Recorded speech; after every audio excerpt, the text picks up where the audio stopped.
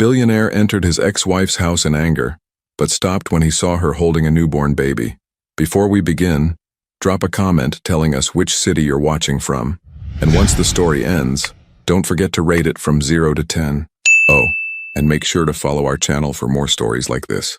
Now sit back and enjoy every detail. The rain drummed against the floor-to-ceiling windows of Silas Lockwood's corner office on the 42nd floor, each drop echoing the rhythm of his restless fingers tapping against the mahogany desk.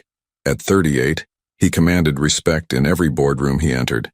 His 6'3" frame carried an authority that made venture capitalists lean forward when he spoke, and his steel-gray eyes could dissect a business plan with surgical precision. Today, those same eyes stared blankly at the quarterly reports scattered before him, his mind somewhere else entirely. 8 months. That's how long it had been since Carolina signed the divorce papers with that quiet dignity that had always unsettled him. No screaming, no dramatic gestures, just her elegant signature in blue ink, sealing the end of 5 years that had felt both eternal and impossibly brief. "Mr. Lockwood?" His assistant's voice crackled through the intercom. "Your 3 o'clock is here." Silas straightened his charcoal Armani tie and ran a hand through his dark brown hair, still thick despite the stress lines that had deepened around his eyes over the past year. "Send him in." David Chen, his former head of operations, walked in with the easy confidence of someone who had moved on to bigger things. The merger with Green Tech Solutions had been lucrative for both of them, and David now ran his own sustainable energy consultancy. "Silas, good to see you." David's handshake was firm, his smile genuine. "How's the transition going with the new team?" They talked business for 20 minutes. Solar panel innovations, battery storage solutions, the kind of technical discussions that usually energize Silas. But today his responses felt mechanical, automatic. His mind kept drifting to memories he'd spent months trying to bury. Carolina's laugh when she'd catch him working at 2 a.m., the way she'd leave coffee by his laptop without saying a word, how she'd curl up in the reading nook of their Tribeca loft with her camera equipment spread around her like artist's tools. "You seem distracted," David observed, leaning back in the leather chair. "Everything all right?" Silas forced a smile. "Just the usual pressures. You know how it is." "Actually, speaking of catching up," David's expression shifted slightly, becoming more cautious. "I ran into someone who mentioned Carolina the other day, at that gallery opening in Soho." The name hit Silas like a physical blow, though he kept his expression neutral. He'd trained himself not to react to mentions of her, to treat their shared history like a closed business deal. "Oh?" The word came out more sharply than he intended. David hesitated, clearly debating whether to continue. "Look, I probably shouldn't say anything, but they mentioned she had a baby recently. Just a couple weeks ago, I think." The world seemed to tilt on its axis. Silas felt his chest tighten, a sensation he hadn't experienced since the day she'd packed her cameras and left their apartment for the last time. His fingers gripped the edge of his desk. "A baby?" His voice sounded strange to his own ears. "Yeah, and—" David paused, looking uncomfortable. "This might sound crazy, but they said the kid looks just like you. Same eyes, apparently, dark hair. I mean, it's probably just coincidence, but—" The rest of David's words became white noise.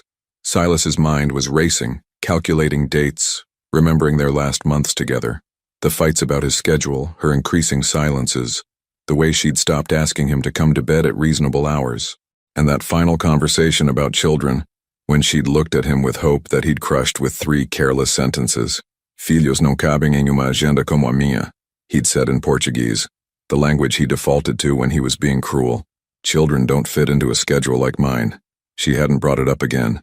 2 months later, he'd asked for the divorce, convinced they wanted different lives, convinced she'd be better off without him. Now, sitting in his temperature-controlled office 42 floors above the chaos of Manhattan, Silas felt something crack inside his chest. If what David was saying was true, if Carolina had been pregnant when they divorced, "Silas, you look like you've seen a ghost." Silas stood abruptly, his chair rolling backward. "I have to go." "Wait, what? We haven't finished." But Silas was already grabbing his keys, his mind singular in focus. The drive to Brooklyn Heights would take 30 minutes in this traffic. 30 minutes to figure out what he was going to say to the woman he'd convinced himself he was better off forgetting. 30 minutes to prepare for the possibility that everything he thought he knew about the last 8 months of his life had been a lie. What would you do if you discovered your ex-spouse had been hiding something life-changing from you? Would anger or curiosity drive your next move? The brownstone on Remsen Street looked exactly as Silas remembered it.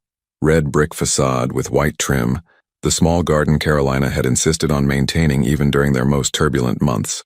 His hands trembled slightly as he parked his black Tesla against the curb, the engine's silence somehow more deafening than the thunderous beating of his heart. Through the October drizzle, he could see warm light spilling from the living room windows of the ground-floor apartment they'd shared for 3 years before moving to Manhattan. She'd kept the place, he realized.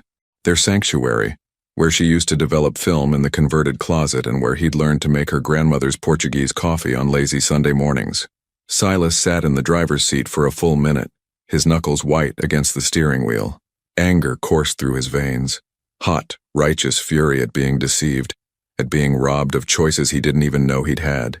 But underneath the anger was something more complex, more frightening, a desperate need to know the truth. The rain had softened to a mist by the time he reached her door. His finger hovered over the familiar brass doorbell, the one that still bore the tiny dent from when they'd moved in their oversized couch. He could hear his own breathing, sharp and uneven. Instead of ringing, he knocked. 3 deliberate raps that echoed in the evening quiet. Footsteps approached, slower than he remembered, more careful. The door opened, and time seemed to suspend itself. Carolina stood before him, and for a moment Silas forgot how to breathe. She was thinner than before, her cheekbones more pronounced beneath alabaster skin that had lost some of its luminous glow. Her auburn hair, once always perfectly styled, was pulled back in a messy bun secured with what looked like a pencil. Dark circles shadowed her green eyes, those same eyes that had once looked at him like he could move mountains. She wore an oversized gray sweater that hung loosely on her frame and black leggings, her feet bare despite the October chill. There was something fragile about her appearance, but her spine remained straight, her chin lifted with that quiet strength he'd never been able to break. Silas. Her voice was barely above a whisper, but it carried no surprise, as if she'd been expecting this moment. "We need to talk." She stepped aside without a word, and he entered the apartment that had once been their shared world. The familiar scent hit him immediately, vanilla and darkroom chemicals, the combination that had always been uniquely Carolina. But now there was something else, something new, the clean, powdery smell of baby products. The living room had been transformed. Gone was the sleek modern furniture they'd chosen together. In its place sat a comfortable navy blue sofa with soft throws draped over the arms, a wooden coffee table scattered with what looked like parenting books, and in the corner, a white bassinet with delicate mesh sides. Silas's eyes fixed on the bassinet, his breath catching in his throat. "He's sleeping," Carolina said quietly, following his gaze. "He finally went down about 20 minutes ago." "He? A son. How long have you known?" Silas's voice came out harsher than he intended, the businessman in him demanding facts before emotions could cloud his judgment. Carolina moved to the couch, settling into the corner where she'd always curled up with her editing equipment. She looked exhausted in a way that went beyond simple tiredness, the bone-deep weariness of someone carrying too much alone. "About the baby? Or about you finding out? Don't play games with me, Carolina. You know what I'm asking." She was quiet for a long moment, her hands clasped in her lap. When she finally spoke, her voice was steady but soft. "I found out I was pregnant 2 weeks after you asked for the divorce. The papers were already drawn up. You'd made it clear what you wanted. And you decided to just not tell me. I decided to survive." The words came out with surprising firmness. "You told me children didn't fit into your schedule, Silas. You made that abundantly clear." He began to pace, the familiar restless energy that had driven him to build an empire now turning inward, eating at him. "That's not the point. This isn't about schedules or timing. This is about honesty, about giving me a choice." "What choice?" Carolina's laugh was hollow, devoid of humor. "The choice to feel obligated? To resent us both? To fit us into your calendar between board meetings? You don't get to make those decisions for me." His voice echoed in the quiet apartment, and from the bassinet came a small, startled cry. Carolina was on her feet instantly, moving with the fluid grace of new motherhood toward the sound. Silas watched, frozen, as she lifted a tiny bundle wrapped in a soft blue blanket. The baby's cry softened immediately upon contact with his mother, but Silas could see a small fist waving in the air, and when Carolina turned slightly, he caught his first clear glimpse of the child's face. The world stopped. The baby had his eyes, not just the color but the shape, the way they seemed to take in everything with serious intensity. His hair was dark, almost black, with the same slight wave that Silas had inherited from his Portuguese grandfather.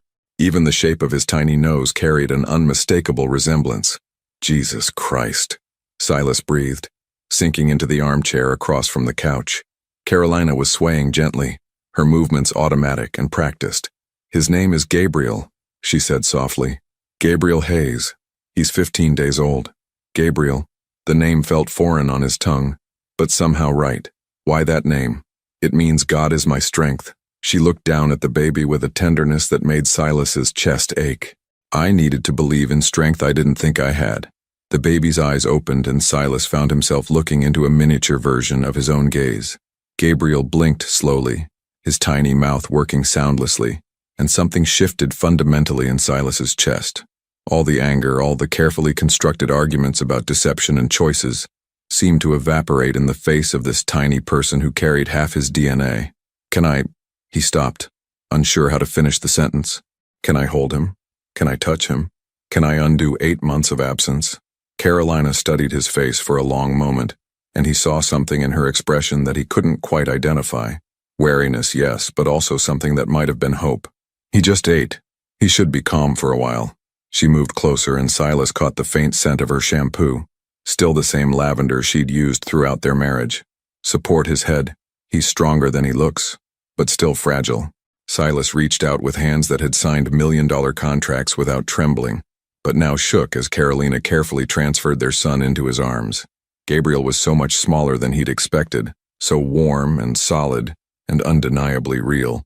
The baby looked up at him with solemn dark eyes and Silas felt something crack open inside his chest, something he'd kept locked away since his own father's funeral 10 years ago. "Hello, Gabriel," he whispered, his voice rough with emotion he hadn't given himself permission to feel. Carolina watched from a careful distance, her arms wrapped around herself as if she were cold. "I know you're angry," she said quietly, "and you have every right to be, but please understand I was protecting him, and myself." Silas looked up from Gabriel's face to meet her eyes, and for the first time since walking through her door, he saw her not as the woman who had deceived him, but as the mother who had carried this child alone, who had made impossible choices with no good options. "How long?" he asked, his voice barely audible. "How long were you planning to keep this from me?" Carolina's composure finally cracked, and he saw tears she'd been holding back begin to spill over. "I don't know," she admitted. "I kept telling myself I'd figure it out later when I was stronger, when I could handle your reaction. But then days turned into weeks, and weeks into months, and the longer I waited, the harder it became." Gabriel made a small sound, drawing both their attention back to him. His tiny hand had worked free of the blanket and was grasping at the air. Without thinking, Silas offered his finger, and Gabriel's grip closed around it with surprising strength. In that moment, holding his son for the first time while the woman he'd once loved more than his own ambition cried quietly across the room, Silas understood that everything he thought he knew about his life, about himself, about what mattered, was about to change forever. Silas stayed until Gabriel fell asleep again, which took 47 minutes. Not that he was counting. He found himself memorizing everything. The way his son's breathing created the tiniest movements in his chest, how his dark eyelashes cast shadows on his cheeks, the soft sound he made that was almost like a sigh when he finally surrendered to sleep. Transferring Gabriel back to Carolina's arms felt like giving up something he'd just discovered he needed. "I should go," he said, though every instinct screamed against leaving. "It's getting late, and you look exhausted." Carolina nodded, settling Gabriel back into his bassinet with movements that spoke of countless repetitions. "The first few weeks are intense. I'm still figuring out his rhythms."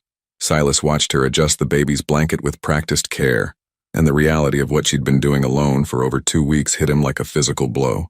While he'd been attending board meetings and closing deals, she'd been learning to be a mother with no support system, no partner to share the overwhelming responsibility of keeping this tiny person alive and thriving. "Carolina," his voice caught slightly, "what you've been doing, raising him alone. I can't imagine how difficult." "Please don't." She cut him off gently, but firmly.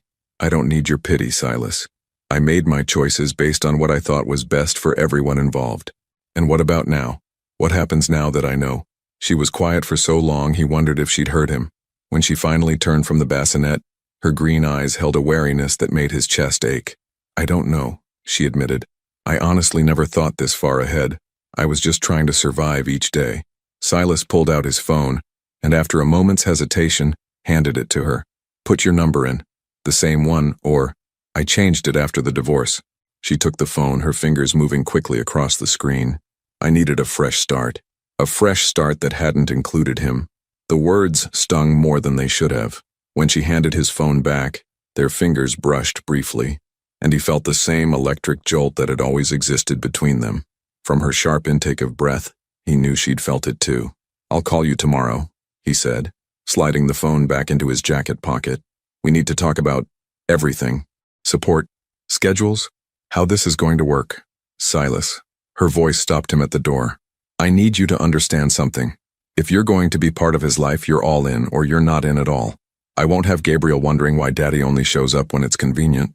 The weight of her words settled around him like a challenge. All in. Silas Lockwood had built his fortune on calculated risks, on knowing exactly what he was getting into before he made any commitment. This was the opposite of everything he understood about control and planning. I understand, he said, though he wasn't sure he understood anything anymore. The drive back to his Manhattan penthouse passed in a blur of city lights and racing thoughts. Silas's reflection in the elevator mirrors looked like a stranger. Same expensive suit, same confident posture, but his eyes held something new, something unsettled. His apartment, with its floor-to-ceiling windows overlooking Central Park, felt cavernous and sterile after the warm chaos of Carolina's place. The silence was oppressive. He'd always prized quiet, had specifically chosen this building for its soundproofing, but now it felt like a tomb. He poured himself 3 fingers of Macallan and stood at the window, watching the city pulse with life 40 stories below. Somewhere in that maze of lights, Carolina was probably struggling with a 2 a.m. feeding, exhausted and alone while their son, demanded everything she had to give. The whiskey burned, but not as much as the knowledge that he'd spent 15 days of his child's life completely ignorant of his existence. His phone buzzed.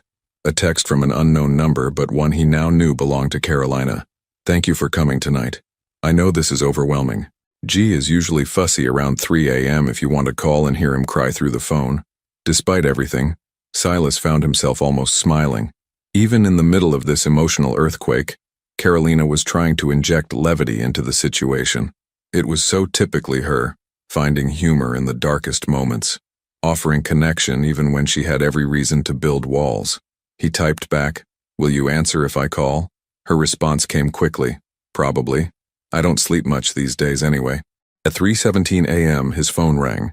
Gabriel's cries filled the line before Carolina even said hello, the sound of pure infant outrage that somehow reached into Silas's chest and twisted something he didn't know was there. "Right on schedule," Carolina's voice came through, slightly breathless. "He's got your punctuality." "What do you do?" Silas asked, settling into his leather chair. "When he cries like that?"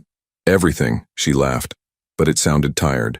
"Check his diaper, try feeding him, walk around the apartment singing off-key lullabies.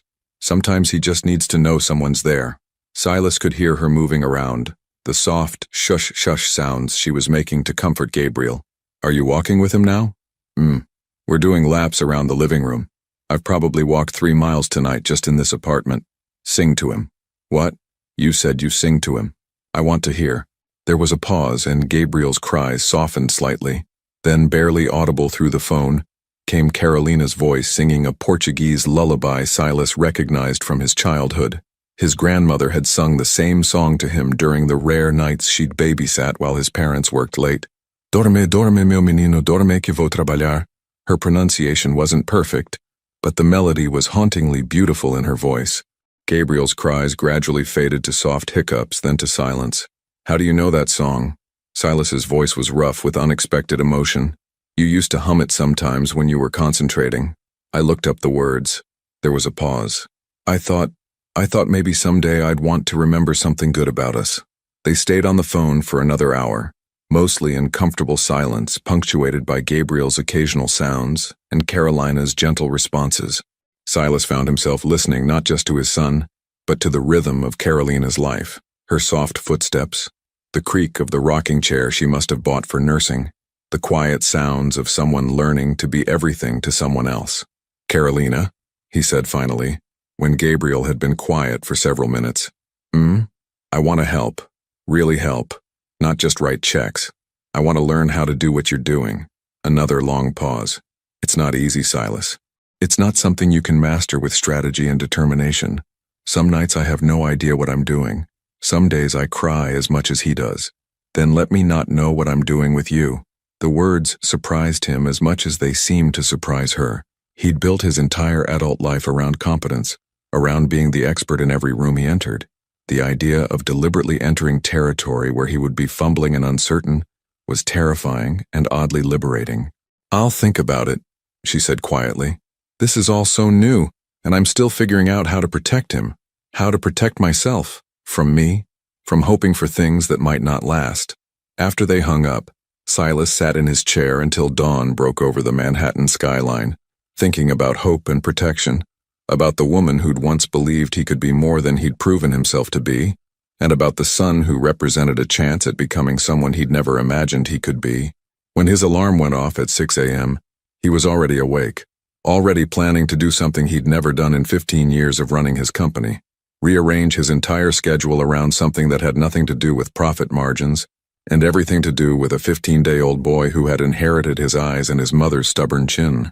3 days later, Silas stood outside Carolina's door at 7 a.m., holding 2 large coffee cups and a bag of fresh bagels from the bakery she'd always loved in their neighborhood. He'd canceled a breakfast meeting with potential investors from Singapore, a decision that would have been unthinkable a week ago. Carolina answered on the second knock, wearing the same oversized sweater from their first encounter but with different leggings, her auburn hair pulled back in a ponytail that had seen better days. Her eyes were rimmed with exhaustion, but she managed a small smile when she saw the coffee.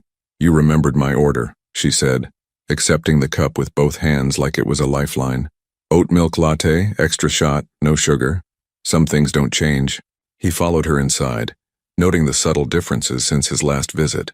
Baby clothes hung on a drying rack near the window, and the coffee table was scattered with thank you cards, probably from friends who'd sent gifts for Gabriel.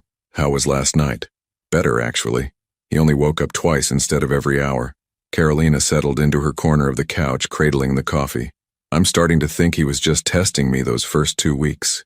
Smart kid. Too smart. He definitely got that from you." They fell into an easy rhythm over the next hour. Gabriel woke up fussy, and Carolina showed Silas how to check his diaper, how to support his neck during changes, how to read the different pitches of his cries. Silas's hands, so steady when signing contracts worth millions, shook slightly as he fastened the tiny diaper tabs. "You're overthinking it," Carolina observed, watching him struggle with the baby's outfit. "He's not going to break. He's so small. He's actually big for his gestational age. 8 pounds 2 ounces at birth." Pride crept into her voice. "The doctor said he's developing beautifully." "You did this alone," Silas said quietly, finally managing to get Gabriel's arms through the sleeves of a soft blue onesie. "The whole pregnancy, the birth, everything." Carolina was quiet for a moment, her fingers trailing over Gabriel's dark hair. "Not completely alone. I had Dr. Martinez. She's wonderful. And Mrs. Chen from upstairs brought me groceries when I was too tired to shop. People were kind. But not the person who should have been there," Silas thought, the guilt sitting heavy in his chest. Gabriel began to fuss again, and Carolina moved to take him, but Silas held up a hand. "Let me try." He lifted Gabriel carefully, remembering how Carolina had shown him to support the head, and began the swaying motion he'd watched her do. Gabriel's cries softened to hiccups, then to silence as he settled against Silas's chest. "He likes you," Carolina said, and there was something in her voice. Surprise, maybe, or cautious hope. "He's probably just tired of your singing." That earned him a genuine laugh, the first real one he'd heard from her since their divorce. The sound hit him with unexpected force, reminding him of lazy Sunday mornings when making her laugh had been his favorite accomplishment. His phone buzzed, then again. Then began a steady stream of notifications that made Carolina raise an eyebrow. "I should probably—" He started to reach for it, then stopped. "Actually, no. Whatever it is can wait." Silas Lockwood ignoring his phone. "I never thought I'd see the day." "Yeah, well, things change." The phone continued buzzing insistently. Carolina glanced at it, then at Gabriel sleeping peacefully in Silas's arms. "You can check it. I know how important your work is. Not more important than this." The words hung in the air between them, loaded with everything they'd never been able to say during their marriage. Carolina looked away first, but not before he caught something vulnerable in her expression. "I should go," he said reluctantly when Gabriel had been asleep for 20 minutes. But I'd like to come back tomorrow if that's okay. What about your meetings? Your board calls? I'm learning to delegate. That afternoon, Silas sat in his office across from his assistant, Melissa, and his head of operations, watching their carefully controlled expressions as he outlined his new schedule requirements. So you want to block out mornings 3 days a week, indefinitely? Melissa's pen hovered over her planner. That's correct. For personal commitments? Yes. And the Yamamoto deal? The Tokyo trip next week? Postpone it. Send Jonathan instead. His head of operations, Robert, cleared his throat. Silas, with all due respect, the investors are expecting you personally. This deal could set us up for the next 5 years of expansion in Asia. Then it will wait until I can make it work with my other priorities. What other priorities? Robert's confusion was evident. This is completely unlike you. Silas looked out his window toward Brooklyn, where Carolina was probably preparing for another sleepless night with their son. I became a father, Robert. My priorities have shifted. The silence in the room was deafening. You became a father? Melissa's voice was carefully neutral, but he could see her mind racing through the implications for his calendar, his travel schedule, his entire way of life. 2.5 weeks ago, his name is Gabriel. Congratulations, Robert said slowly. I had no idea you were. Is there someone we should be sending flowers to? A partner we should know about? It's complicated. Silas stood, signaling the end of the discussion.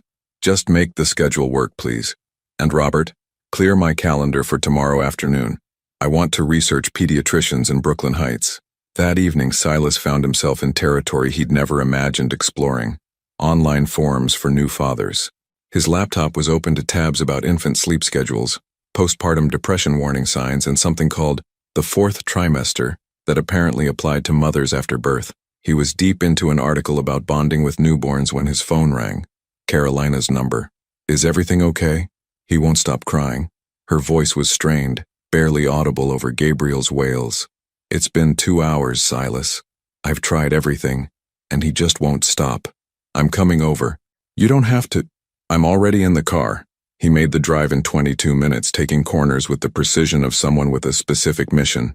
Carolina met him at the door, Gabriel red-faced and screaming in her arms, her own face streaked with tears she'd clearly been trying to hide. I don't know what's wrong, she said, her voice breaking.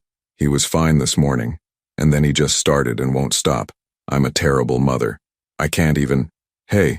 Silas stepped inside and pulled the door closed behind him. You're not terrible, you're exhausted, give him to me. Carolina transferred Gabriel to his arms, and for a moment, the baby's cries intensified. Then gradually, they began to subside. Not stop completely, but soften to frustrated whimpers. How did you? Body temperature, maybe? I run warmer than you.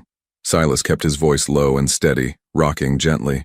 Or maybe he just needed a different voice. Carolina sank onto the couch, covering her face with her hands. I've been alone with him for 17 days straight. I love him more than anything, but I feel like I'm drowning. Silas sat beside her, Gabriel finally quiet against his chest. You don't have to be alone anymore. She looked up at him through her fingers, and he saw something crack in her carefully maintained composure. I'm scared, Silas. I'm scared of letting you in and having you leave again when it gets too hard. I'm scared of Gabriel getting attached to someone who might decide fatherhood doesn't fit into his life plan. I'm scared too, he admitted. I'm terrified I'll be as absent as my father was, or that I'll prioritize work over what matters, but I'm more scared of missing any more of his life. Gabriel made a soft sound, his tiny fist curling around Silas's finger. In that moment, with Carolina crying quietly beside him and his son finally at peace in his arms, Silas understood that some kinds of success couldn't be measured in quarterly reports or stock prices. Stay tonight, Carolina whispered. Not like before. Just stay and help me figure out how to do this. Silas looked around the apartment that had once been their shared sanctuary, then at the woman who'd carried his child through 9 months of uncertainty, and at the baby who'd already changed everything he thought he knew about himself. I'll stay as long as you'll let me. Silas woke up on Carolina's couch at 5:47 a.m. to the sound of Gabriel's first stirrings of the day, not quite crying yet, but the soft grunts and movements that preceded his morning demands. His neck ached from the awkward angle against the throw pillow, but he'd slept better than he had in months. Carolina emerged from the bedroom in pajama pants and an old Princeton t-shirt he recognized as his own, her hair sleep-mussed, but her eyes more alert than they'd been in days. Good morning, she whispered, moving toward the bassinet. Thank you for staying. I actually got 4 consecutive hours of sleep. 4 hours counts as a victory. 4 hours counts as a miracle. She lifted Gabriel, who immediately began rooting against her shoulder. Someone's hungry. Silas watched as she settled into the rocking chair he'd noticed during his first visit, Gabriel latching on with the fierce determination of someone who knew exactly what he wanted. There was something about the quiet intimacy of the moment that made his chest tight, not with jealousy, but with a profound sense of having missed something irreplaceable. I can make coffee, he offered, standing to work the kinks out of his spine. That would be amazing. Everything's in the same place as before. As he moved around Carolina's kitchen, muscle memory took over. He found her favorite mug in the cabinet to the left of the stove, remembered she kept the oat milk on the door of the refrigerator, knew without looking that she'd have exactly 3 types of coffee beans in labeled containers near the espresso machine he'd bought her for Christmas 3 years ago. It was unsettling how easily he slipped back into the rhythms of their shared life, as if the divorce had been a temporary interruption, rather than what he'd convinced himself was a permanent ending. Silas? Carolina's voice carried a note of hesitation. There's something I need to tell you. Something I probably should have mentioned earlier. He paused in his coffee preparation, every instinct suddenly on alert. What is it? My sister called yesterday. Vivian. She adjusted Gabriel slightly, not meeting his eyes. She's flying in from Los Angeles tomorrow. She doesn't know about you being back in the picture. Vivian, Carolina's older sister, the successful entertainment lawyer who'd never hidden her disapproval of their relationship. She'd been vocal about her belief that Silas was too self-absorbed to make Carolina happy, and their divorce had only confirmed her worst suspicions. What does she know? Everything about the pregnancy and Gabriel. Nothing about you finding out. Carolina finally looked at him. She's been my main support system through all of this. She took time off work to come help when I was in my 3rd trimester, and she's planning to stay for a week to help me adjust. Silas continued making coffee, processing this information. You told your sister about Gabriel, but not me. That's not fair, and you know it. Do I?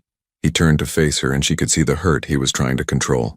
Help me understand the logic, Carolina. Your sister, who lives 3,000 miles away, gets to know about my son from the beginning, but I find out by accident 8 months later. Vivian didn't ask me to prioritize my career over starting a family, Carolina said quietly, but there was steel in her voice. She didn't tell me children were an inconvenience that didn't fit into her schedule. The words hit him like a physical blow, all the more painful because they were accurate. Gabriel made a soft sound, and Carolina's attention immediately shifted back to him, leaving Silas standing in the kitchen, feeling like an outsider in what should have been his family. His phone buzzed. A text from Melissa. Emergency board meeting moved to 10 a.m. Yamamoto threatening to pull out if you don't personally address their concerns by Friday. For the first time in his career, Silas looked at an urgent business message and felt nothing but irritation. I have to go, he said, though everything in him wanted to stay and work through this new landmine. But we need to talk about how to handle your sister's visit. There's nothing to handle. You don't owe Vivian anything, and she doesn't get to dictate how we navigate this. And what exactly are we navigating, Carolina? Because I'm still not clear on what this is. She was quiet for a long moment, focused on Gabriel, who had finished nursing and was making the drowsy faces that preceded his morning nap. I don't know, she admitted finally. I'm making this up as I go along. The emergency board meeting was a disaster of epic proportions. Silas's attention kept drifting to his phone, wondering if Carolina needed help with Gabriel, if their conversation about her sister had left things in a worse place than before. When Yamamoto's representatives expressed concerns about his commitment to the expansion timeline, he found himself giving answers that were technically correct, but lacked his usual passionate conviction. Are you feeling all right? Robert asked afterward, following Silas to his office. You seemed, distracted.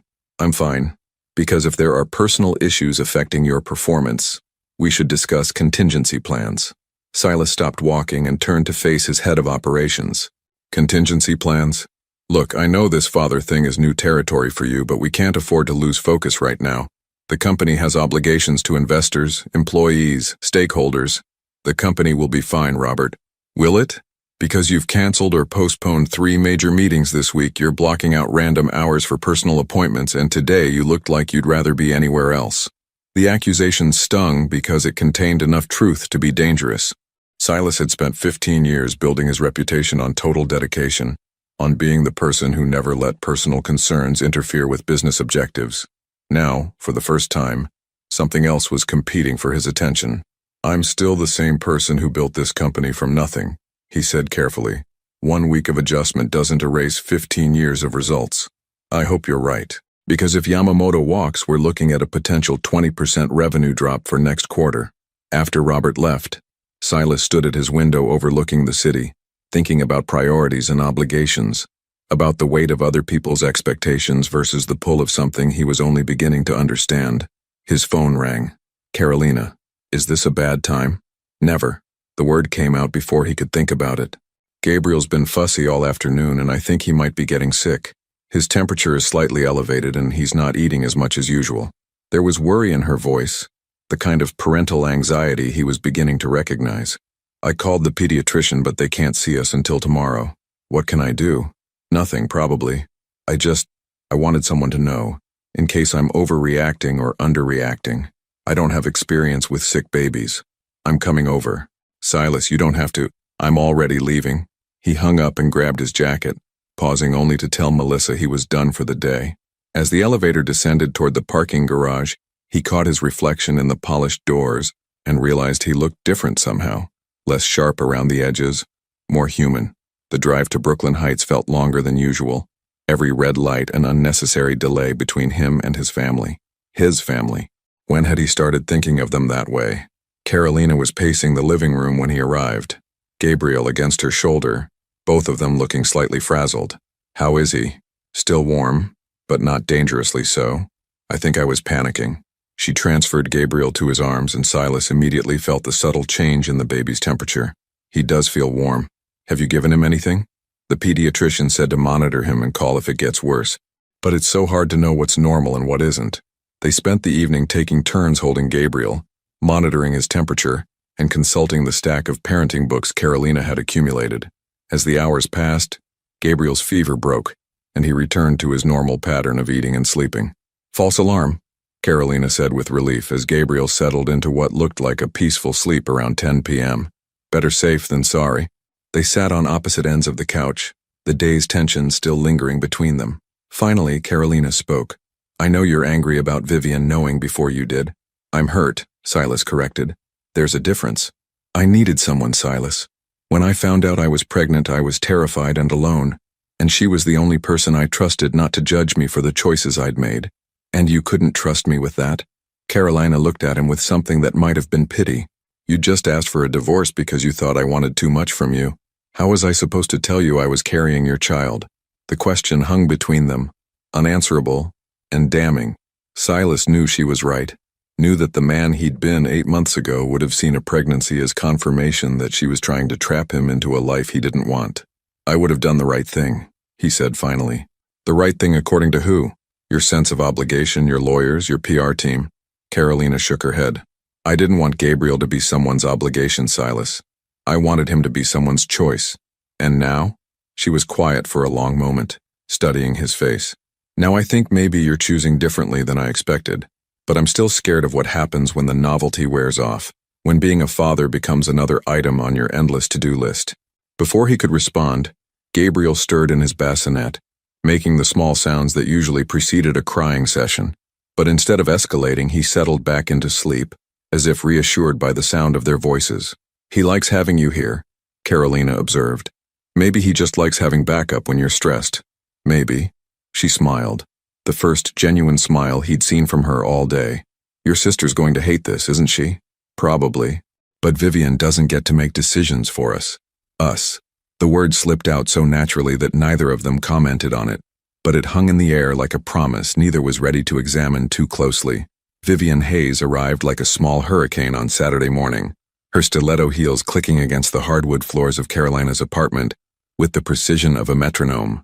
At 34, she carried herself with the confident authority of someone who commanded respect in boardrooms filled with men twice her age. Her honey blonde hair was pulled back in a sleek chignon, and her tailored black pantsuit screamed expensive even to Silas's trained eye. She stopped short when she saw him sitting on the couch, holding Gabriel against his chest while Carolina showered. "Well, well," Vivian said, setting down her leather weekender bag with deliberate control. "This is unexpected." "Vivian." Silas stood carefully, mindful of the sleeping baby in his arms. "It's good to see you." "Is it?" Her blue eyes, so similar to Carolina's but harder around the edges, assessed him with the same intensity she probably used to evaluate hostile witnesses. "Because the last time we spoke you were explaining to my sister why marriage was a business partnership that had run its course." Gabriel stirred at the sound of raised voices, and Silas automatically began the gentle swaying motion he'd learned over the past week. The gesture wasn't lost on Vivian, whose expression shifted slightly from outright hostility to cautious curiosity. "He's beautiful," she said, her voice softening despite herself. "He looks just like you did as a baby. You remember what I looked like as a baby? Carolina showed me pictures once, when she was still foolish enough to think you might want a family someday." The words hit their mark, but before Silas could respond, Carolina emerged from the bedroom, her hair still damp, wearing jeans and a soft purple sweater that brought out the green in her eyes. "Viv," she crossed to her sister, embracing her carefully to avoid disturbing Gabriel. "I'm so glad you're here." "Of course I'm here, though apparently there have been some developments you failed to mention in our phone calls." Carolina glanced at Silas and he could see her weighing her words. "It's complicated. I'm sure it is." Vivian removed her jacket, revealing a silk blouse that probably cost more than most people's monthly rent. "Why don't you start with how long this has been going on?" 5 days, Silas answered before Carolina could speak. "I found out about Gabriel 5 days ago." Vivian's perfectly sculpted eyebrows rose nearly to her hairline. "You didn't know? For 3 weeks you didn't know you had a son? For 8 months I didn't know." The silence that followed was deafening. Vivian looked from Silas to Carolina, her lawyer's mind clearly racing through the implications. "Carolina Isabel Hayes," she said finally, using the full name that meant Carolina was in serious trouble. "Are you telling me you've been a single mother for 3 weeks, struggling on your own while your child's father was completely unaware of his existence?" "It wasn't that simple." "It sounds exactly that simple. You had his baby and didn't tell him." Vivian's voice carried the kind of courtroom authority that made opposing counsel nervous. "What were you thinking?" "I was thinking about protecting my son," Carolina said, her own temper beginning to flare. "And myself. By lying? By surviving." Gabriel began to fuss, picking up on the tension in the room. Silas bounced him gently, making soft shushing sounds that seemed to work better than they had any right to. "He's good with him," Vivian observed, almost reluctantly. "He's learning," Carolina said, accepting Gabriel from Silas's arms as the baby's fussing escalated toward real crying. "We both are." Vivian watched her sister settle into the familiar routine of checking diaper, offering food, finding the right position for comfort. "And what exactly is this?" she asked, gesturing between Silas and Carolina. "Are you back together? Co-parenting? What's the arrangement?" "We don't have an arrangement," Silas said. "We're figuring it out as we go." "That's not an answer." "It's the only answer we have right now."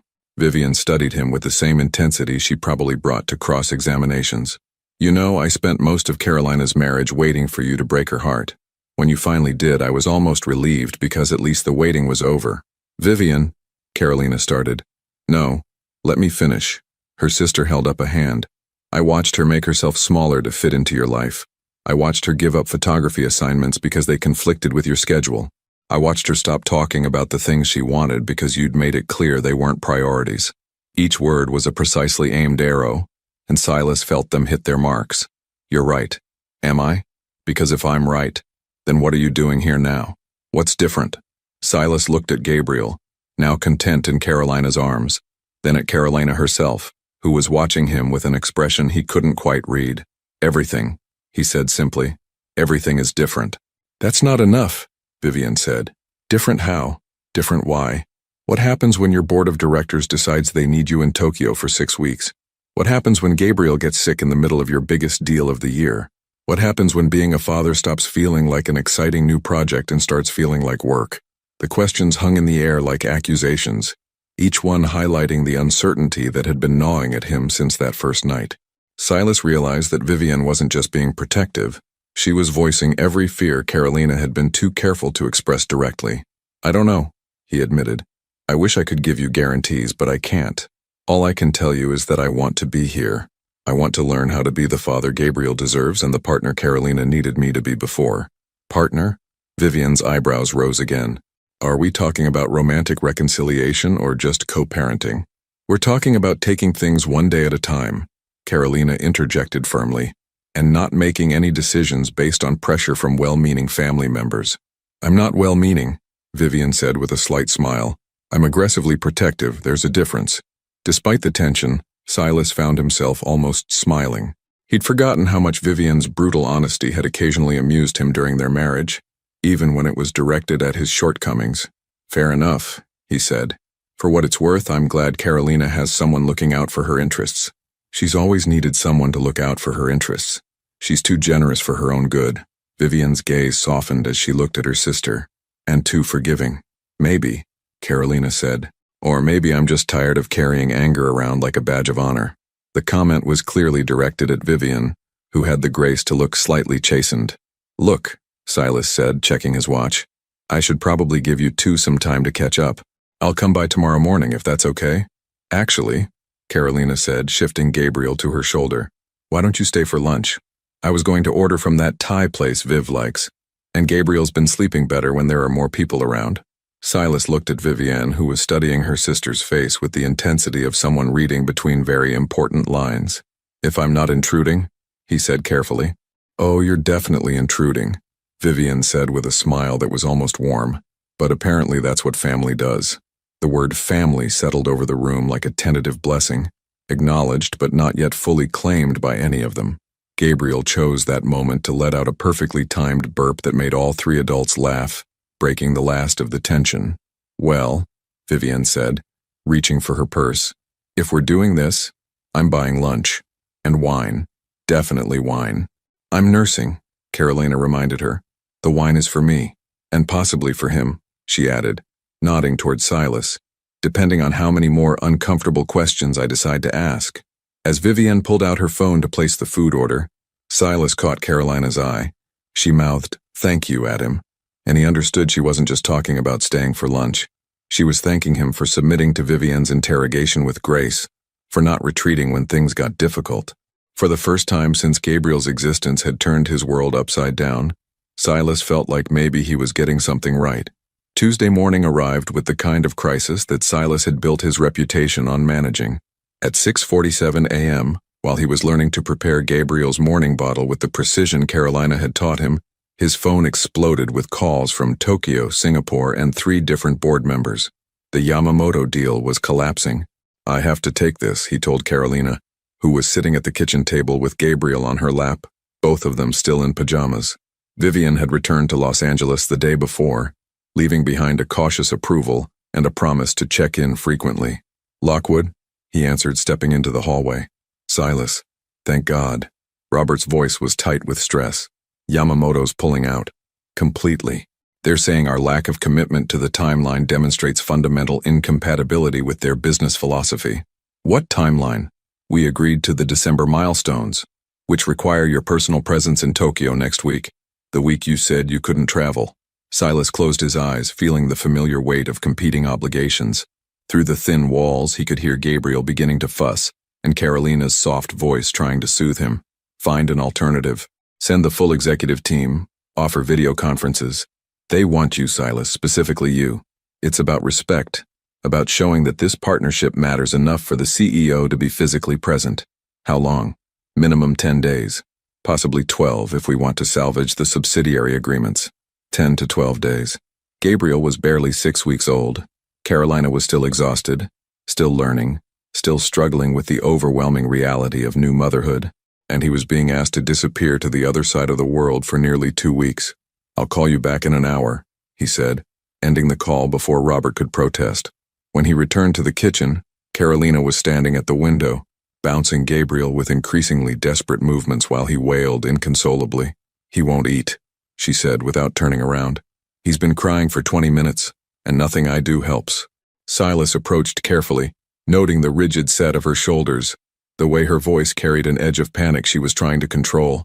Let me try. She handed Gabriel over with hands that trembled slightly.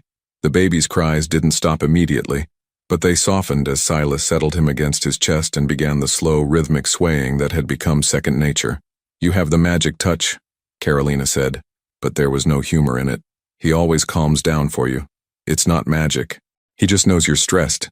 "I'm not stressed, I'm fine." "Carolina." She finally turned to face him, and he saw the exhaustion that went beyond simple tiredness. Her eyes were rimmed with red, her complexion pale, and there was a brittleness to her smile that made his chest ache. "Okay, I'm a little stressed. It's normal. All new mothers go through this. When's the last time you left this apartment?" She blinked, clearly trying to remember. We went to the pediatrician last Thursday."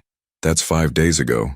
Carolina, you need air, sunlight, time away from being responsible for another human being every second of every day." "I can't leave him. What if something happens? What if he needs me? He needs you healthy and rested more than he needs you hovering." Gabriel had finally quieted in his arms, his dark eyes drooping toward sleep. Carolina watched them with an expression that was part relief, part resentment. "Your phone's been buzzing nonstop," she observed. "Emergency?" Silas hesitated. "Work stuff, nothing that can't wait." "Silas," her voice held a warning. "Don't lie to me. Not about work." He looked at Gabriel, now sleeping peacefully despite the chaos of the morning, then at Carolina, who was watching him with the careful attention she'd always paid to his moods when business pressures mounted. "Yamamoto is pulling out of the deal. They want me in Tokyo next week." "For how long?" 10 days. Maybe 2 weeks. The silence stretched between them, filled with everything they weren't saying. Carolina's face went through a series of micro-expressions: disappointment, anger, resignation, and finally, a kind of bitter understanding. "Of course they do. I'm not going." "Yes, you are." "Carolina, don't." She held up a hand, stopping him. "Don't make promises you can't keep. Don't pretend this is a choice when we both know it isn't. It is a choice. I'm choosing to stay." She laughed, but it was hollow. "For what? So you can resent us when your company loses millions? So you can blame Gabriel for derailing your career? So you can spend the rest of your life wondering what would have happened if you'd put business first like you always do? That's not fair, isn't it?" She moved to the coffee maker, her movements sharp and efficient. Vivian asked what happens when being a father conflicts with being a CEO. "Congratulations, Silas. We're about to find out."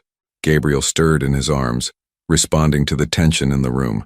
Silas bounced him gently, but his mind was racing through alternatives, contingencies, ways to be in 2 places at once. There has to be another solution. "There is. You go to Tokyo, handle your business and come back. I'll manage Gabriel while you're gone." "You shouldn't have to manage alone. I've been managing alone for a month. I can manage for 2 more weeks."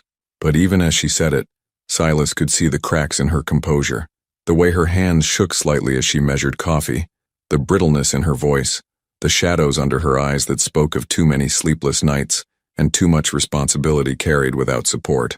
"What if I brought you with me?" Carolina paused in her coffee preparation. "To Tokyo? Why not? Gabriel's young enough that the travel wouldn't hurt him, and you could use a change of scenery." "Silas, I can barely handle him in my own apartment with all my supplies and familiar surroundings. You want me to manage a newborn in a foreign country while you're in meetings 14 hours a day?" She was right, and they both knew it.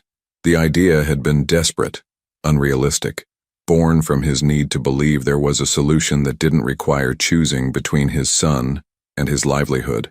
His phone rang again. Robert's name flashed on the screen. "Answer it," Carolina said quietly. "Handle your crisis, I'll be fine." But as Silas looked at her, standing in her kitchen in wrinkled pajamas, holding herself together through sheer force of will while their son slept in his arms, he knew that fine was a luxury none of them could afford right now. "Lockwood," he answered the phone, never taking his eyes off Carolina's face. "Silas, we need an answer. Yamamoto's giving us until noon to confirm your travel plans, or they're walking permanently. Tell them I'll be there Sunday." Carolina's shoulders sagged almost imperceptibly, but she didn't look surprised. She'd been expecting this outcome since the moment his phone started ringing. "Excellent. I'll have Melissa arrange flights and accommodations." "No." Silas shifted Gabriel to one arm, reaching for Carolina's hand with the other. She didn't pull away, but she didn't squeeze back either.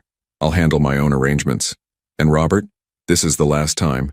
After Tokyo, I want a new protocol for international travel.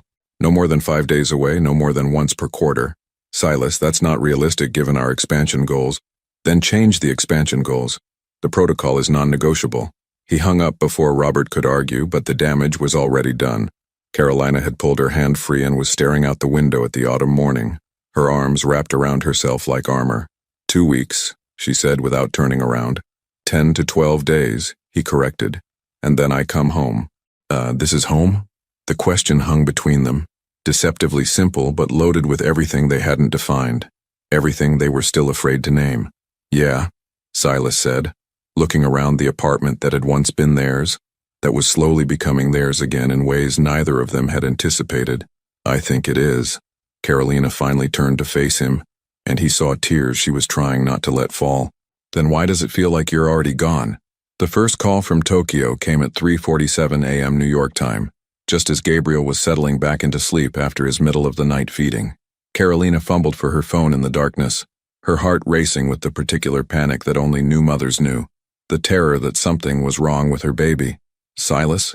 Her voice was thick with sleep and worry. I'm sorry. I know it's late there. I needed to hear your voice. She could hear the exhaustion in his words, the weight of time zones and business pressures and the distance between them. He'd been gone for 6 days, and already the rhythm they'd been building felt fragile, uncertain. How's the meeting going? Terrible. Yamamoto's team is treating this like a hostage negotiation. Every concession requires 3 hours of discussion and approval from Tokyo headquarters. He paused, and she could picture him running his hand through his hair the way he always did when frustrated. How's Gabriel? Fussy today. He seems to know you're gone. It wasn't entirely true. Gabriel had been fussy, but Carolina suspected it had more to do with her own anxiety than his father's absence. Babies, she was learning, were remarkably attuned to their caregiver's emotional state. And how are you? The question caught her off guard with its gentleness. During their marriage, Silas had often asked about her day, but it had usually been perfunctory, asked while checking emails or reviewing documents. This felt different, like he was really listening. Tired, but okay. Carolina. Really, I'm fine. Mrs. Chen brought soup yesterday and Vivian calls twice a day to check on us. That's not what I'm asking. She was quiet for a moment, listening to Gabriel's soft breathing from the bassinet beside her bed. Through the phone, she could hear the distant sounds of Tokyo at midday. Traffic, construction, the urban symphony of a city that never slept. I miss you, she admitted finally. I hate that I miss you, but I do. I miss you too. Both of you. How much longer? At least another week. Maybe more if they keep changing the terms. Carolina closed her eyes, fighting back the tears that seemed to come so easily these days. Postpartum hormones, she told herself, though she knew it was more complicated than that. I should let you get back to sleep, Silas said. Kiss Gabriel for me. I will. After he hung up, Carolina lay in the darkness for a long time, listening to her son breathe and trying not to think about how easily she'd slipped back into missing Silas Lockwood, how quickly she'd begun to depend on his presence, his help, his steady confidence in moments when she felt like she was drowning. By the second week, their phone calls had developed a routine. Silas would call during her evening, his early morning when Gabriel was usually having his fussiest period of the day. They'd talk through feeding schedules and sleep patterns, share stories about their respective days, maintain the illusion of shared parenting across 12 time zones. But the strain was showing. The deal's falling apart, Silas told her on Thursday night, his voice hollow with exhaustion. Yamamoto wants to restructure the entire partnership model. We might be looking at another few days of negotiations. Another few days? Carolina was walking laps around her living room, Gabriel crying inconsolably against her shoulder. Silas, it's been 8 days already. I can't. I need help. Real help, not just phone calls. I know. I'm trying to find a way to cut this short. Are you? Because from here it sounds like you're doing exactly what you've always done, prioritizing business over everything else. The words came out harsher than she'd intended, fueled by 8 days of single parenting and the growing certainty that nothing had really changed between them. That's not fair, Carolina. Isn't it? You said 10 to 12 days maximum. It's been 8 days, and now you're talking about extending further. The deal is worth $40 million. And Gabriel is worth what exactly? What's your son worth on your balance sheet, Silas? The silence on the other end of the line was deafening. Gabriel's cries intensified, as if he could sense the tension even through her attempt to keep her voice level. I'm coming home, Silas said finally. No, you're not. You're going to stay and close your deal because that's who you are. That's who you've always been. Carolina, listen to me. I have to go. Gabriel needs me.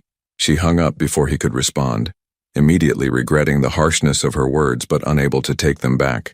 Gabriel was screaming now, his face red with infant rage, and she felt her own composure cracking. "I'm sorry," she whispered to him, settling into the rocking chair. "Mommy's just tired, and scared, and angry at your daddy for being exactly who I knew he was." The next morning brought an unexpected knock at her door. Carolina opened it to find a woman in her 50s with kind eyes and graying brown hair, pulled back in a neat bun. "Ms. Hayes? I'm Margaret Riley. Mr. Lockwood hired me to help with the baby." Carolina stared at her, Gabriel fussing in her arms. "He hired you? I'm a postpartum doula. I specialize in supporting new mothers during the transition period." Margaret held up a bag that clearly contained baby supplies. "Mr. Lockwood was very specific about your needs. He said you've been managing alone and could use some experienced help. I didn't ask for help." "No, but your partner did. And from what I can see, you need it." Carolina looked down at herself. Wrinkled clothes, unwashed hair, the kind of exhaustion that went bone deep. Gabriel chose that moment to let out a particularly pitiful wail. "May I?" Margaret held out her arms, and Carolina found herself handing over her son before she'd consciously decided to trust this stranger. Gabriel's cries softened almost immediately. Margaret bounced him with the easy confidence of someone who'd soothed thousands of babies, her movements economical and effective. "Better?" she murmured to Gabriel, then looked at Carolina. "When's the last time you had a proper meal? Or a shower longer than 5 minutes?" I don't remember." "Right. Here's what's going to happen. I'm going to watch Gabriel while you take a long hot shower. Then you're going to eat something that doesn't come from a can or a delivery bag. Then you're going to sleep for 4 consecutive hours while I handle baby duty. I can't just leave him with a stranger. I'm not a stranger. I'm a professional with 15 years of experience and references from over 200 families." Margaret's voice was gentle but firm. "Your partner flew me here from Chicago because he's worried about you. Because he loves you both and wants to make sure you're taken care of while he handles his business obligations." The phrase business obligations stung, but Carolina was too tired to argue, and Gabriel was completely calm in Margaret's arms, looking up at her with the serious expression he usually reserved for studying interesting ceiling patterns. 4 hours? Carolina asked tentatively. 4 hours minimum. Go shower. I'll be here when you get out. The shower was a revelation. Hot water, solitude, time to think without the constant background soundtrack of Gabriel's needs. When she emerged, she could hear Margaret talking softly to Gabriel in the living room, her voice carrying the easy rhythm of someone comfortable with infant conversation.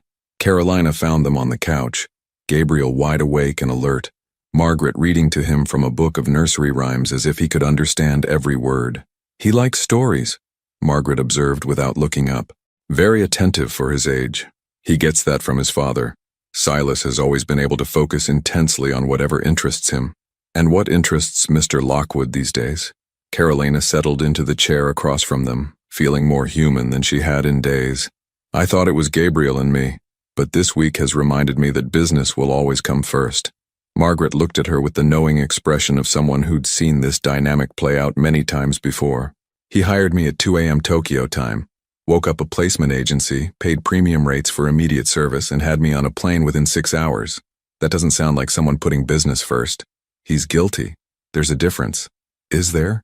Because the man I spoke to sounded like someone desperate to take care of his family from 3,000 miles away. Before Carolina could respond, her phone rang. Silas's name flashed on the screen. She hesitated, then answered. "Hello.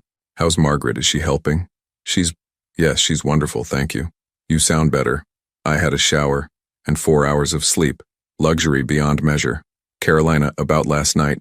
You don't have to explain. I know how important the deal is." "No, you don't understand. I'm at the airport. I'm coming home." She felt her heart skip. "What about Yamamoto?" "I sent Robert and the full team to finish negotiations. The deal will either close without me or it won't. But I'm not missing another day of Gabriel's life for a contract signature." Carolina looked at Margaret, who was pretending not to listen while continuing to read nursery rhymes to Gabriel. "Silas, you don't have to." "Yes, I do. You were right. I am who I've always been. But maybe it's time to decide who I want to be instead." Through the phone, she could hear airport announcements, the bustle of travelers heading to destinations around the world. And in the middle of it all, Silas Lockwood was choosing to come home. "What time does your flight land?" "Tomorrow morning. Early. We'll be here." Both of you? Carolina looked at Gabriel, now sleeping peacefully in Margaret's experienced arms, and felt something shift in her chest. Not forgiveness exactly, but hope. The dangerous, fragile kind of hope she'd been trying not to feel. Both of us, she confirmed. Carolina, I love you. I've never stopped loving you. The words hung in the air between them across continents and time zones, carrying the weight of everything they'd lost and everything they might still have a chance to rebuild. I love you too, she whispered. Come home, Silas. Just come home. Silas arrived at Carolina's door at 6:23 a.m. with 3 days of stubble, wrinkled clothes, and eyes that carried the exhaustion of someone who'd spent 14 hours on airplanes thinking about everything he'd almost lost. Carolina opened the door in her robe, Gabriel against her shoulder, both of them backlit by the soft morning light filtering through the apartment windows. For a moment, they just looked at each other, two people who'd been married for 5 years, divorced for 8 months, and parents together for exactly 5 weeks. You look terrible, Carolina said softly, but there was warmth in her voice. You look beautiful. She did. Even exhausted, even in her ratty bathrobe with her hair in a messy bun, she looked like everything he'd been trying to get back to for the past 2 weeks. Come in, she said, stepping aside. Gabriel's been waiting for you. Silas dropped his luggage in the entryway and moved directly to his son, who was making the soft grunting sounds that usually preceded a demand for breakfast. The moment Gabriel saw him, his dark eyes widened with what Silas chose to interpret as recognition. Hey, buddy, he whispered, taking Gabriel from Carolina's arms. I missed you. Gabriel studied his face with serious intensity, one tiny hand working free of his blanket to grab at Silas's nose. The gesture was so perfectly normal, so beautifully ordinary, that Silas felt his throat tighten with emotion. How did it end? Carolina asked, leading him toward the kitchen. The deal? I don't know yet. Robert's handling the final negotiations. Silas settled into a chair, Gabriel comfortable against his chest. Honestly, I don't care anymore. Silas Lockwood doesn't care about a $40 million deal?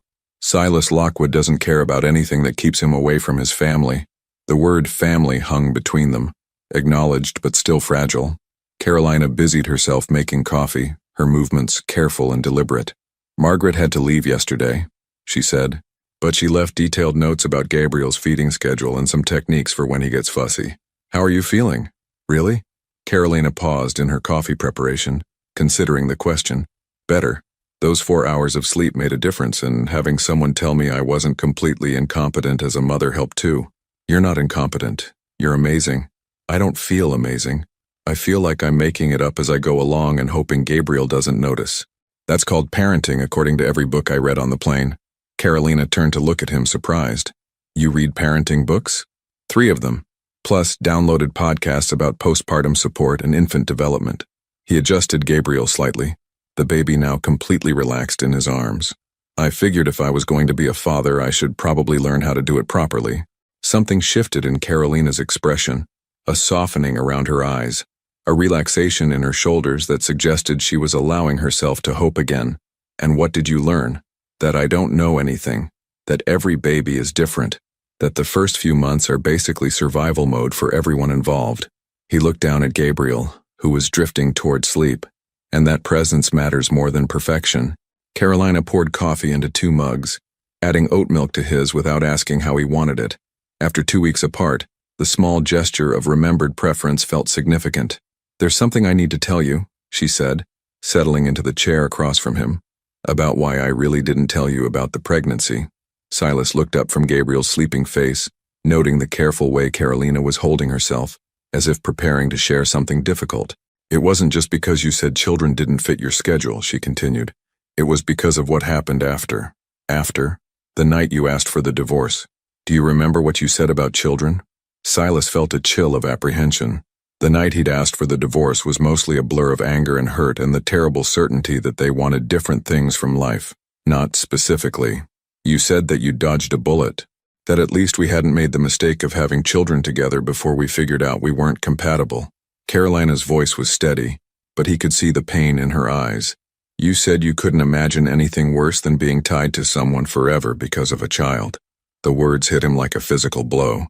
He had no memory of saying them, but they sounded like something the man he'd been 8 months ago might have said in anger, in the cruel way people hurt each other when they're hurting themselves.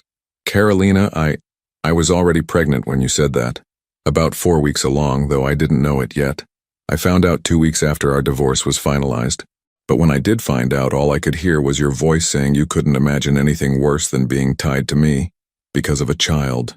Gabriel stirred in his arms, and Silas automatically began the gentle bouncing motion that had become second nature. But his mind was reeling with the implications of what Carolina had just revealed. So, you decided not to tell me.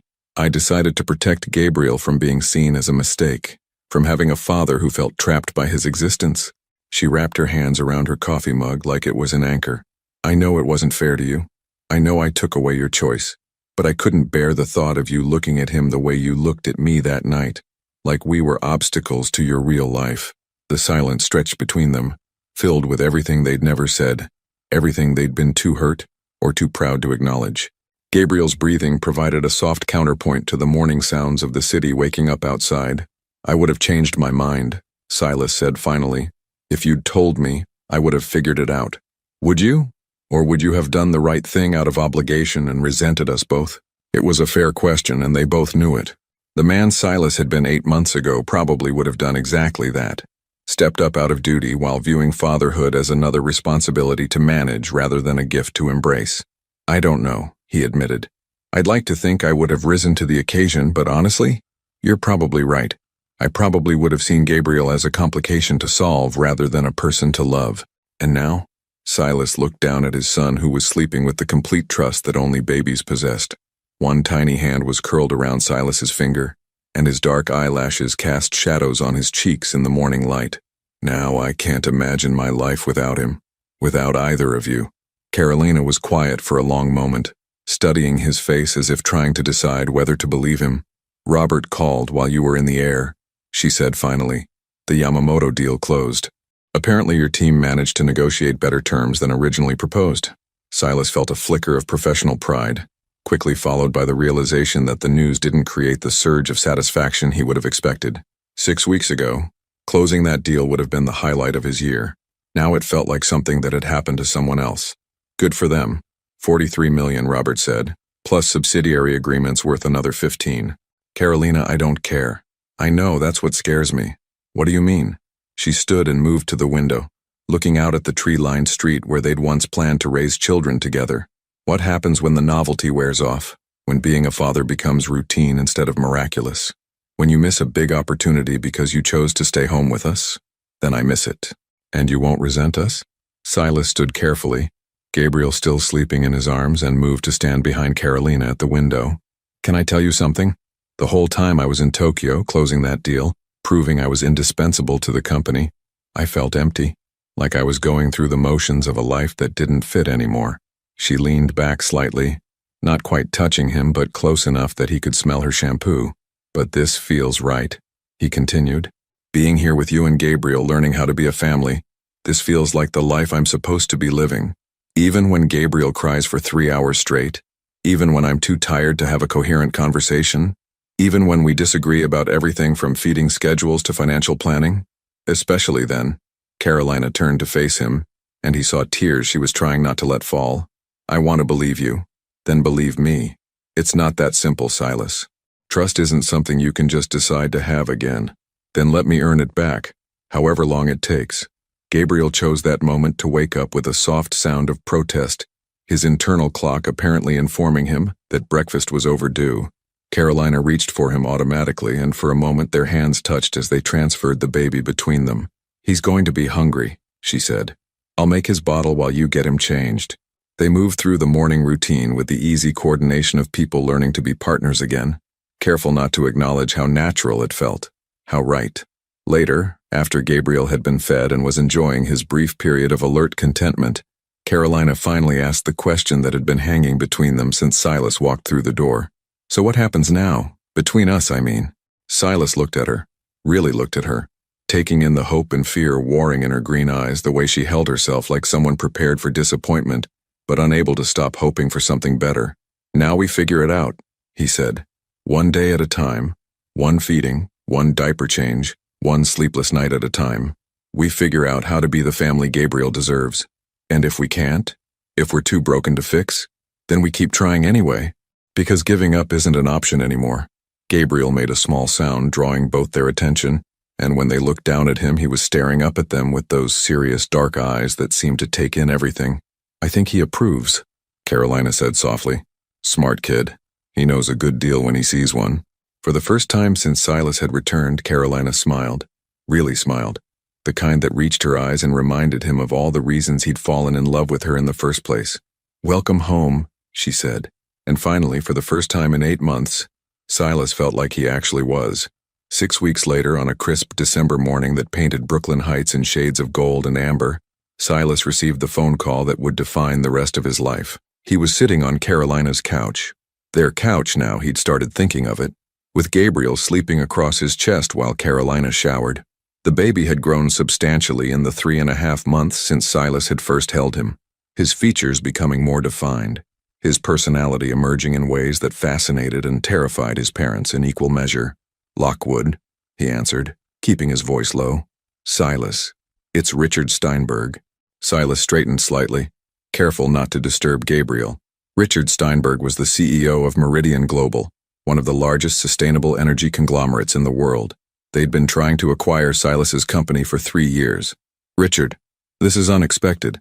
I'll cut straight to the point. The board has authorized me to make you an offer. We want to buy Lockwood Energy. All of it. The number Richard quoted made Silas's breath catch. It was more than he'd ever imagined his company was worth, enough to secure his family's future for generations, enough to never worry about quarterly reports or board meetings or international deals that took him away from the people who mattered.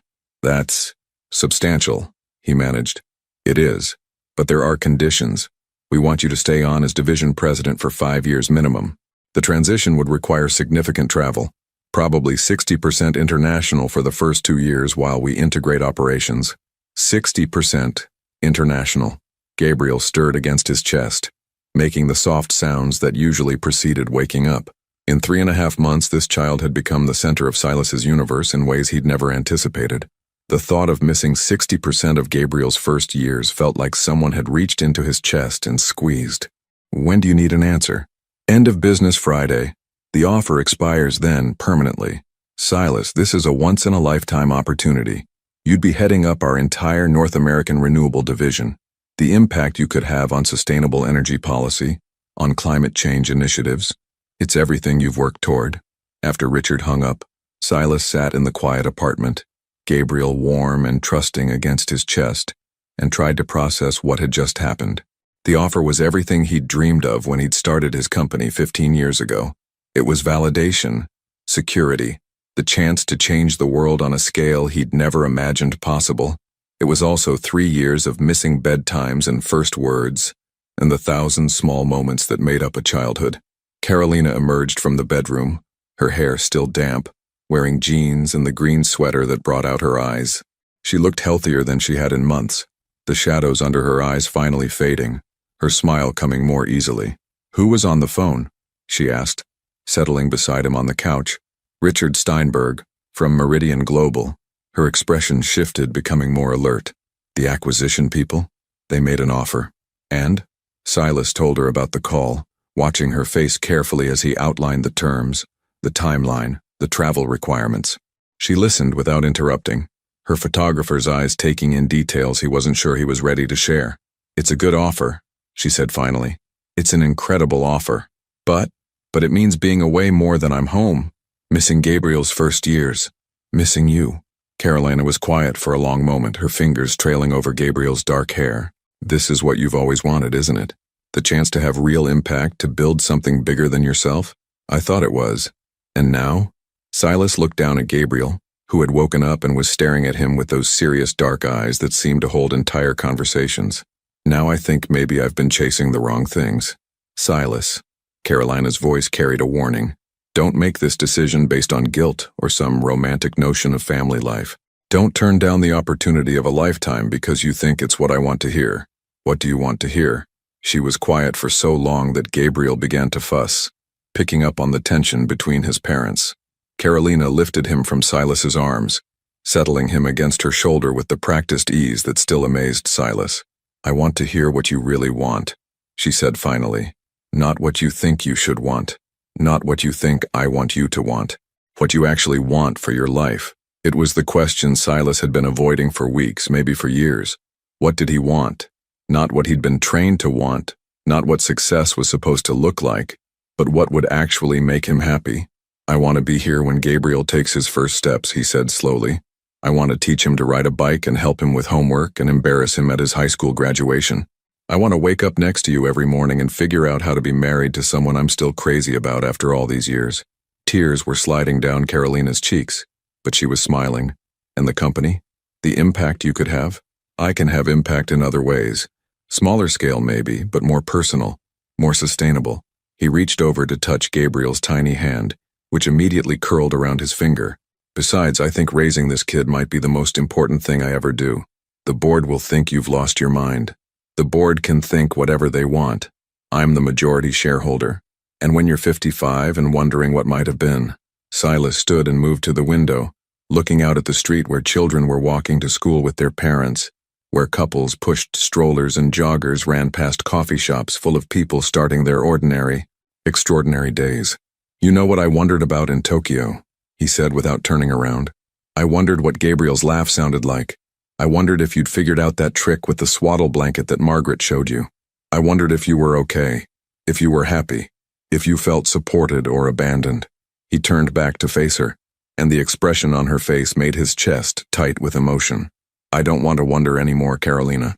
I want to be here, living this life with you and Gabriel instead of managing it from hotel rooms and conference calls. What about the money? The security? We have enough. More than enough. He sat back down beside her, close enough to smell her lavender shampoo. Money can't buy back missed moments. Gabriel began to fuss again, the particular cry that meant he was hungry. Carolina stood to prepare his bottle, and Silas watched her move through the familiar routine, marveling at how naturally she'd adapted to motherhood, how fierce and gentle she was with their son. There's something else, he said as she settled back down with Gabriel. Something I've been thinking about. What? I want to marry you again. The words hung in the air between them, simple and complicated all at once. Carolina's hand stilled on Gabriel's back, her green eyes wide with surprise. Silas. Not because of Gabriel, although he's part of it. Not because it's the right thing to do or because people expect it, but because I love you. Because these past 2 months have reminded me of all the reasons I fell in love with you in the first place and all the reasons I want to spend the rest of my life proving I can be the husband you deserve. We're divorced. Legally. But sitting here with you and Gabriel, it doesn't feel like we're divorced. It feels like we're a family learning how to be better at loving each other. Carolina was crying now, the tears she'd been holding back for weeks finally spilling over. I'm scared, Silas. I'm scared of believing this is real, of trusting that you won't change your mind when things get hard. Things are going to get hard. Gabriel's going to get sick. We're going to fight about money and schedules and whose turn it is to change diapers at 3 a.m. I'm going to make mistakes, probably big ones. That's not exactly a compelling argument for remarriage. But I'm not going anywhere. Not to Tokyo. Not to board meetings that could wait. Not to chase opportunities that take me away from the two people who matter most. He reached for her hand, relieved when she didn't pull away. I choose this, Carolina. I choose us. I choose showing up every day and figuring it out as we go. Gabriel had finished his bottle and was making the drowsy faces that preceded his morning nap. Carolina stood to put him in his crib, and Silas followed, watching as she settled their son with the gentle efficiency that had become second nature. I need to call Richard back, he said as they stood looking down at Gabriel's sleeping form. To accept? To decline? Carolina turned to study his face, searching for uncertainty or regret. You're sure? I've never been more sure of anything in my life. She was quiet for a moment, then reached for his hand. Okay, let's figure it out. All of it. The business, the future, us. She smiled, and it was the smile that had made him fall in love with her 7 years ago. But I want a different kind of wedding this time. Smaller. More about us. Less about what people expect. Whatever you want, and I want Gabriel to be part of it. Ring bearer or something appropriately adorable. He's 3 months old, Carolina. He can't even hold his head up reliably. Details. Silas pulled her closer, careful not to disturb Gabriel, and kissed her forehead. I love you. Both of you. More than any deal, any opportunity, any version of success that doesn't include you. I love you too, she whispered against his chest. Welcome home, Silas. For real this time. Through the nursery window, snow had begun to fall, dusting the neighborhood in white and promising the kind of winter afternoon that families spent inside, warm and together, building the ordinary moments that became the foundation of a lifetime. Silas Lockwood had spent 15 years chasing extraordinary success. Now, standing in a converted closet that served as his son's nursery, holding the woman he'd almost lost forever, he finally understood that the most extraordinary thing he could achieve was this: a family, a home, a love that chose presence over profit, connection over conquest. It was, he realized, the deal of a lifetime. 2 years later, the sound of Gabriel's laughter echoed through the backyard of their new house in Park Slope, a genuine belly laugh that could make strangers on the street stop and smile.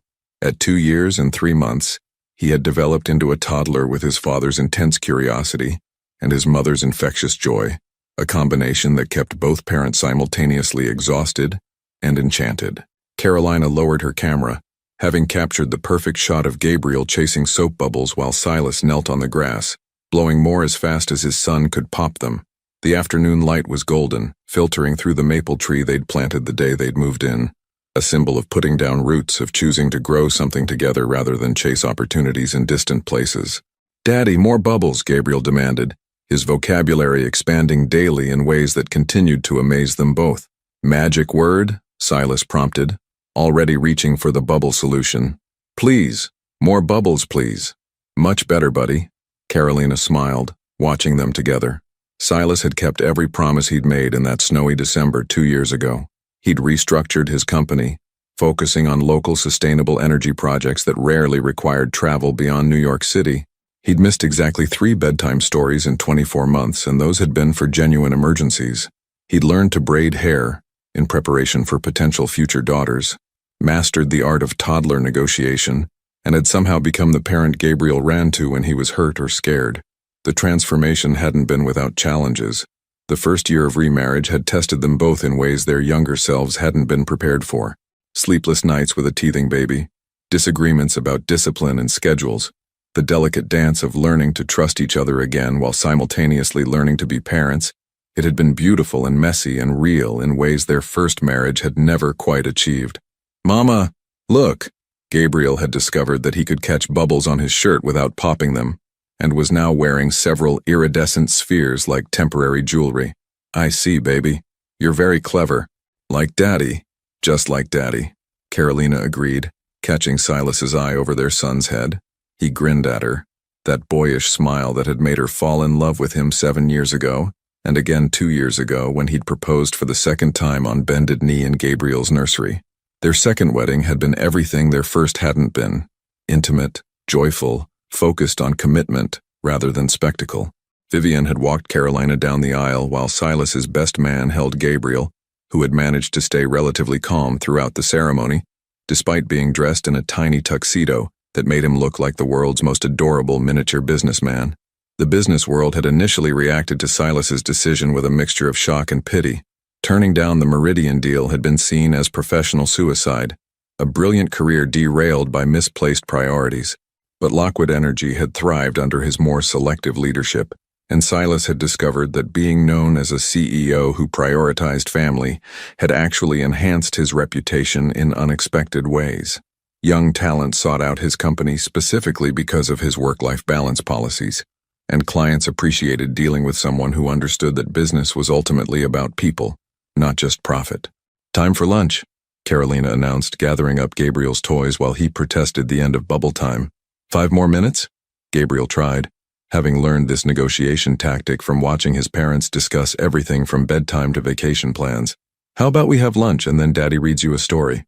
Gabriel considered this compromise seriously, his dark eyes, so like his father's, weighing the options. 2 stories, 1 story, Silas countered, "but I'll do the voices." "Deal." They moved inside to the kitchen Carolina had fallen in love with the moment they'd toured the house. Spacious enough for family meals, but cozy enough for intimate conversations, with windows that let in natural light perfect for her photography. She'd returned to work part-time when Gabriel turned 18 months, specializing in family portraits for couples who wanted to capture the authentic moments rather than posed perfection. As they prepared lunch together, Gabriel, helping by arranging napkins on the table with toddler precision, Carolina felt the deep contentment that had become her baseline over the past 2 years. Not constant happiness, that would have been unrealistic, but a profound sense of being exactly where she belonged, with exactly the right people. "I have news," Silas said quietly, while Gabriel was distracted by trying to fold napkins into increasingly creative shapes. "Good news or bad news? Depends on your perspective. The Times wants to do a feature story on successful CEOs who've restructured their careers around family priorities. They want to interview us." Carolina raised an eyebrow. "Us?" "They're specifically interested in our story. The divorce, the baby, the remarriage, how we've made it work." Silas helped Gabriel with a particularly stubborn napkin. "I told them I'd discuss it with you first. What do you think?" "I think if our story can help other couples figure out how to prioritize what matters, maybe it's worth sharing." Carolina considered this, watching Gabriel carefully arrange silverware with the same focused intensity Silas brought to everything he cared about. "Okay, but I get to approve the final article before it runs. Deal. And we don't do any photos with fake smiles or staged moments." "Absolutely not. And Gabriel's privacy is protected. Non-negotiable." She kissed him then in the middle of their sun-filled kitchen while their son practiced his napkin folding technique, and marveled at how natural it felt to be planning a future together, to be making decisions as partners rather than adversaries. "There's something else," she said when they separated. "What?" Carolina reached into the pocket of her jeans and pulled out a small plastic stick, placing it on the counter where only Silas could see it. His eyes widened as he registered what he was looking at, then moved to her face with an expression of wonder and joy that made her heart race. "Are you serious? 8 weeks. I wanted to be sure before I told you. Gabriel's going to be a big brother. If you're okay with that. I know we haven't talked about having more children." Silas silenced her with a kiss that lasted long enough for Gabriel to notice and wrinkle his nose in toddler disgust. "You kissing," Gabriel pronounced with authority. "You'll understand when you're older, buddy," Silas said, lifting Gabriel onto his shoulders. "How do you feel about being a big brother?" "What's a big brother?" "It means you'll have a baby sister or brother to teach things to protect and help take care of." Gabriel considered this seriously. "Like how you take care of Mama and me?" "Exactly like that." "Okay, I can do that." Carolina laughed, photographing the moment with her eyes rather than her camera. Gabriel perched on Silas's shoulders, all three of them grinning in their imperfect, beautiful kitchen, planning for a future none of them could have imagined 2 years ago. That evening, after Gabriel had been read his promised story, with voices and tucked into his toddler bed, Silas and Carolina sat on their back porch, watching the sunset paint the sky in shades of pink and gold. "Do you ever regret it?" Carolina asked, her head resting on his shoulder. "The life you gave up? The opportunities you turned down?" Silas was quiet for a moment, considering the question seriously. "Sometimes I wonder what might have been. But then Gabriel laughs, or you smile at me over coffee in the morning, or I watch you work in your darkroom, and I remember that I didn't give up a life. I chose one. Even when he throws tantrums in the grocery store? Especially then. Because even his tantrums are ours." A shooting star streaked across the darkening sky, and Carolina made a wish she didn't share aloud, that 20 years from now, they'd be sitting on this same porch, watching their children, plural now, navigate their own choices about love and work and what mattered most in life. "I love you," she said instead. "I love you too. All of you. All of us," she corrected, placing his hand on her still flat stomach where their second child was growing.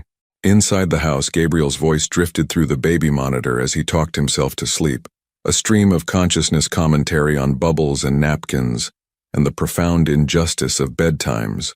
His parents smiled, listening to the soundtrack of their ordinary, extraordinary life. Silas Lockwood had once believed that success was measured in stock prices and market share, in recognition and expansion, and the accumulation of more. Now, sitting on his back porch with his wife's head on his shoulder, and his son's voice providing a gentle lullaby, he understood that he had achieved something far more valuable, a life built not on what he could acquire, but on what he chose to cherish. Some deals, he'd learned, were worth far more than money could measure. Your participation means a lot to the channel. Please share your thoughts in the comments. Have you ever had to choose between career success and family happiness? What would you have done in Silas's position? Thank you for watching.